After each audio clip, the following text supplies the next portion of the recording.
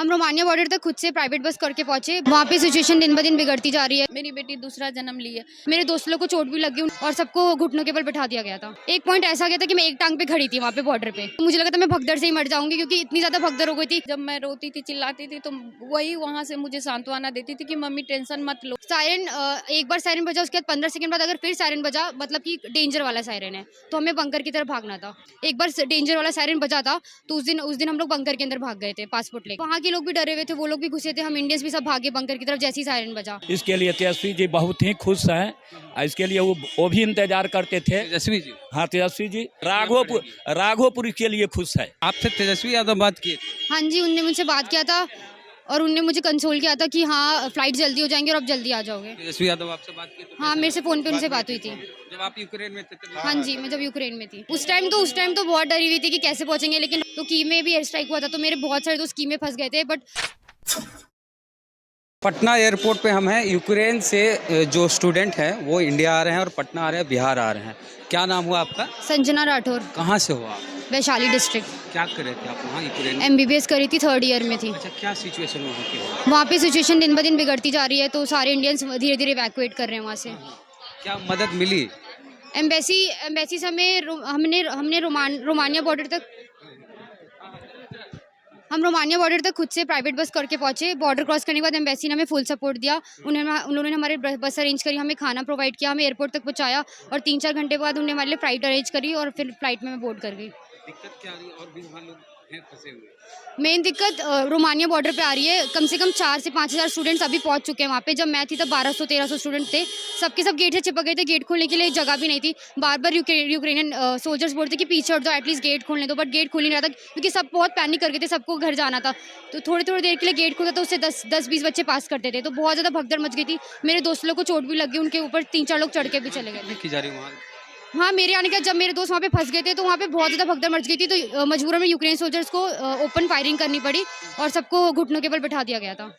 कैसा लग रहा था वहाँ जिस तरह का माहौल? बहुत ज़्यादा पैनिक कर गई थी। मुझे लगा था मैं भगदड़ से ही मर जाऊंगी क्योंकि इतनी ज़्यादा भगदड़ हो गई थी। यहाँ से नाइजीरियंस धक्का दे रहे थे, पीछे से इंडियंस, आगे से इंडियंस, हर जगह से इंडियंस धक्का दे रहे थे। बहुत मुश्किल से एक पॉइंट ऐसा गया था कि मैं एक टांग पे खड़ी थी वहाँ पे बॉर्डर पे, लेकिन धीरे धीरे 6 घंटे बाद हमने क्रॉस कर लिया, धक्का मुक्की करके हमने बॉर्डर क्रॉस कर लिया। बॉर्डर क्रॉस करने का पूरा रिलीफ मिल गया था क्योंकि इंडियन एम्बेसी आगे खड़ी थी, 3 बसेस थी। पहले लड़कियों को प्रायोरिटी दिया गया, लड़कियों को पहले बोर्ड कराया गया फ्लाइट में, तो पहले लड़कियों को प्रायोरिटी दिया गया। और अभी भी बड़ी संख्या में वहाँ? अब तो बढ़ते जा रहे हैं। अब लवीव, ओडेसा, हर सिटी शहर से सारे बच्चे रोमानिया बॉर्डर पे पहुंच रहे हैं। अब तो 4-5 हज़ार लोग वहाँ पे हैं। ऊपर से रोमानिया बॉर्डर पे स्नोफॉल भी चालू हो गई है तो दिक्कतें बढ़ती जा रही हैं। क्या मजबूरी है कि बिहार और अलग अलग राज्यों के बच्चे विदेश पढ़ने जाते हैं मेडिकल के लिए? मेडिकल सीट्स इंडिया में कम है और ऊपर से कट ऑफ भी बहुत हाई जाती है, इसलिए लोगों को बाहर पढ़ने जाना पड़ता है। ऊपर से बाहर की fee as compare to private medical colleges काफ़ी कम है, इसलिए लोग बाहर प्रेफर करते हैं पढ़ना। आपके परिजन भी कैसा लग रहा था जब ये वहाँ फंसी हुई थी? कौन है इनके? मैं इनकी मामी हुई। बाढ़ इनका नानी घर हुआ तो हम लोग सभी फैमिली लोग आ रखे हैं यहाँ पे। तो युद्ध का माहौल वहाँ बन गया तो क्या किस तरह का? बहुत ज़्यादा घबराहट हो रहा था क्योंकि हमारी ननद की इकलौती बेटी है, हमारी ननद भी इकलौती हैं। तो मतलब बहुत ही लाड प्यार से इनको भेजा गया था यूक्रेन में। घर से पहली बार ये मतलब बाहर गई थी और जिस तरह का सिचुएशन वहाँ पे क्रिटिकल हो रखा था, हम लोग काफ़ी डर गए थे। बस भगवान से यही था कि ये सही सुरक्षित, जिस तरह से हमने इंडिया से भेजा है वैसे ही यूक्रेन से ये भी अच्छे से घर चली आए। यूक्रेन से पहले कहाँ आप लैंड किए थे? इंडिया में? मुंबई या दिल्ली?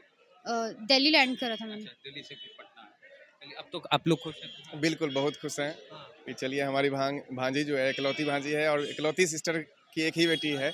तो हम लोग को बहुत दुख था कि वहाँ युद्ध छिड़ जाने से रूस और यूक्रेन के बीच में हम लोग काफ़ी, चूँकि मेरा फौजी बैकग्राउंड है, मैं CRPF से सेवानिवृत्त अधिकारी हूँ और तो मैं युद्ध को भली भांति समझ सकता हूँ कि जब युद्ध की परिस्थितियाँ होती हैं तो क्या दिक्कत ऑन ग्राउंड होता है। तो उस चीज़ से मैं वाकिफ़ था, तो इसलिए चूँकि मेरी परिवार है तो मुझे चिंता थी कि कुछ भी घटना, आकस्मिक घटना घट सकती है, जान भी जा सकती है। और अभी कल के न्यूज़ में आपने देखा कि एक छात्र की जान चली गई यूक्रेन में। तो हाँ जी, तो परिवार होने के नाते मैं बहुत चिंतित था, लेकिन अभी चूँकि मेरी भांजी यहाँ पे आ गई है और इसकी मम्मी जो मेरी बहन हुई काफ़ी मम्मी है, डर गई थी बहुत। माँ है आप ही? जी जी जी ठीक लग रहा है बेटी आ गई वापस सुरक्षित? जी भगवान का बहुत शुक्रिया कर रही हूँ कि मेरी बेटी भगवान के आशीर्वाद से ही वापस आई है। मेरी बेटी दूसरा जन्म ली है, लेकिन मेरी बेटी बहुत हिम्मतगर है, बहुत हिम्मत जताई उसने। जब मैं रोती थी चिल्लाती थी तो वही वहाँ से मुझे सांत्वना देती थी कि मम्मी टेंशन मत लो, हम लोग अब सेफ। होना नहीं है, बेटी सुरक्षित पहुंच गई। जी जी अब ऐसी व्यवस्था हो हमारे देश में, हमारे देश के बच्चे हमारे देश में ही मेडिकल की पढ़ाई करें, जी सीटें ज्यादा। जी यही चाहते हो ना कि सीटें बढ़ाई जाए और सस्ती। हाँ जी। बंकर में रहने की स्थिति आई थी, आप भी बंकर में रहे हो? जैसे एयर स्ट्राइक हुआ उसके बाद हमारे डीन ने बोल दिया कि सायरन रात को सायरन बज सकता है, रात को सारे लाइट्स ऑफ करके सोना। जैसे ही सायरन बजेगा अपना पासपोर्ट और बैग और पानी लेके बंकर की तरफ भागना। एक बार डेंजर वाला सायरन बजा था तो उस दिन हम लोग बंकर के अंदर भाग गए थे पासपोर्ट कितना लेके। देर रहे बंकर में? 20-30 मिनट रहे, तो उसके बाद सायरन बंद हो गया था, फिर हमें वापस हम अपने फ्लैट। सायरन बजने का मतलब था खतरा है। सायरन एक बार सायरन बजा, उसके बाद 15 सेकंड बाद अगर फिर सायरन बजा मतलब कि डेंजर वाला सायरन है, तो हमें बंकर की तरफ भागना था। हमारे फ्लैट के पास ही बंकर था। खाने पीने को लेके क्या दिक्कत है? खाने पीने को लेके तो कोई दिक्कत नहीं थी। बंकर में कितने लोग उस समय आए थे? बंकर में 50-60 लोग थे, उसमें से मोस्टली यूक्रेनियंस ही घुसे थे। तो वहाँ के लोकल वहाँ के लोग भी डरे हुए थे, वो लोग भी घुसे थे। हम इंडियंस भी सब भागे बंकर की तरफ जैसे ही सायरन बजा। लैंग्वेज को लेके कोई प्रॉब्लम वहाँ हुई? लैंग्वेज को लेके नहीं। नहीं। तो संजना है राठौर। मैं भी कुछ कहूँगा। हाँ कहिए सर, क्या नाम हुआ? मैं वैशाली जिला राघोपुर प्रखंड के हैं। मेरा नाम केदारनाथ सिंह है। ये मेरा भतीजे हैं, बड़े पापा हैं। ये तेजस्वी जी के इकलौता छात्राएं हैं जो मेडिकल करने के वहाँ गए हैं। इसके लिए तेजस्वी जी बहुत ही खुश हैं। इसके लिए वो भी इंतजार करते थे। तेजस्वी जी? हाँ तेजस्वी जी। आपसे तेजस्वी यादव बात किए थे? हाँ जी, उनने मुझसे बात किया था और उनने मुझे कंसोल किया था कि हाँ फ्लाइट जल्दी हो जाएंगे और अब जल्दी आ जाओगे। तेजस्वी यादव आपसे बात की? हाँ, मेरे से फ़ोन पे उनसे बात हुई थी।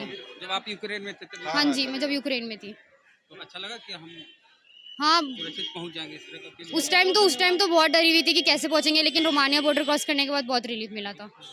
और कुछ कहना चाहेंगे आप? वीरपुर ग्राम पंचायत के हम लोग, आप समझ गए ना। हमारे एरिया में सबसे पहला बार सिंगल लड़की है जो गया है मेडिकल। मेडिकल में भी सिंगल है। बहुत अच्छा। राघोपुर के लिए खुश है। चलिए, बेटी है बिहार की और इस तरह से कई बच्चे अभी। इसके पापा बाढ़ सब डिवीजन में मैट्रिक परीक्षा में ऑनर लिस्ट में नाम थे और सबसे गोल्ड मेडलिस्ट है। और सबसे छोटा भाई है, वायुसेना में अधिकारी है। मैं 7 भाई हूँ, सबसे बड़ा भाई मैं हूँ।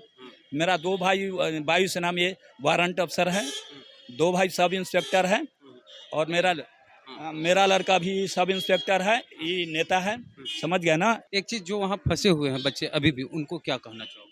मेरे बहुत सारे दोस्त कीव में भी फंस गए थे। जिस दिन एयर स्ट्राइक हुआ था उसी दिन उनकी कीव से इंडिया की फ़्लाइट थी, तो कीव में भी एयर स्ट्राइक हुआ था। तो मेरे बहुत सारे दोस्त कीव में फंस गए थे, बट वो लोग भी अब निकल चुके, वो लोग भी रोमानिया बॉर्डर क्रॉस कर, मेरे मोस्टली दोस्त रोमानिया बॉर्डर क्रॉस कर चुके हैं।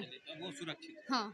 चलिए, तो संजना है, बिहार से है, बिहार की बेटी है, MBBS की पढ़ाई करने यूक्रेन गई थी, अभी सुरक्षित आ गई। जब यूक्रेन में थी तो बिहार के नेता प्रतिपक्ष और राजद नेता तेजस्वी यादव इनसे बात किए, तब इनको ढांढस लगा कि हम सुरक्षित पहुंच जाएंगे। बहुत चिंतित थी। तो इस तरह से धीरे धीरे करके यूक्रेन से बच्चे आ रहे हैं बिहार के मेडिकल की पढ़ाई करने के लिए, जो इंडिया से बाहर गए, यूक्रेन गए। वहाँ का युद्ध का माहौल है और जब बच्चे पहुँच रहे हैं तो बिहार और बिहार वासियों को सुकून मिल रहा है कि हमारे बच्चे सुरक्षित आ रहे हैं। हालांकि एक बच्चे का वहाँ की मृत्यु हो गई वहाँ यूक्रेन में बमबारी के दौरान। अभी जो भी बच्चे आ रहे हैं उनको शुभकामनाएं आगे के लिए। बातचीत कैसी लगी इनसे बताइएगा कमेंट बॉक्स में। चैनल को सब्सक्राइब नहीं किए तो कर लीजिएगा और फेसबुक पे वीडियो देख रहे हैं, पेज को लाइक फॉलो नहीं किए तो कीजिएगा। जय भीम, जय भारत।